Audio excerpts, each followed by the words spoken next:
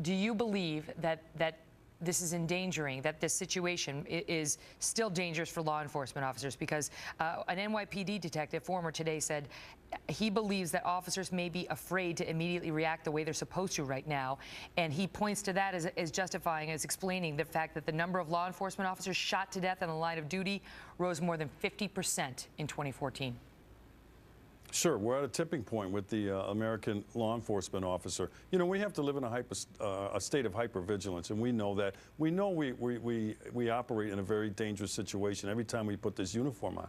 But what we expect, it's all we expect, Megan, is we expect that responsible people in this country back us in these situations. If we're wrong, we're wrong. But when we're right, I expect them to come out and in very strong language indicate that and give us some sense that at least they have our backs in these situations. They're not looking to indict based on emotional mob rhetoric or bring criminal charges or even, you know, slander our reputation. Officer Wilson was totally exonerated by this report, and all President Obama said was, well, there's a reasonable doubt standard, you know, so he benefits from the reasonable.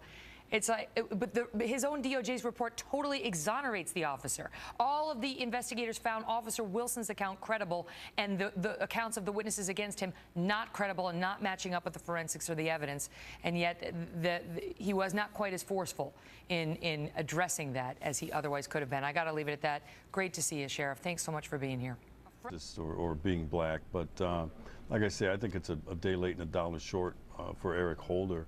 And what I would like to hear now is for him and President Obama, Bill de Blasio, and others in positions of power and leadership to denounce the behaviors that are coming out of these deadly encounters. Attacking the police, resisting arrest is not going to get you anywhere. And that's what we need to hear from these individuals instead of in laying this all at the foot of the American police officer, talking about what they need to do differently, what they need to do better. We need to get better. However, when an officer makes a lawful command for you that you're under arrest, put your hands behind your back, or tries to pull you over and starts to question you, ask you for identification, all lawful activities, people in these urban centers, everyone does, but specifically where these deadly encounters can happen, young black men have to check their behavior, have to be respectful of authority, and deal with that in a more socially acceptable way after the event, not trying to take down or disarm or fight a law enforcement officer.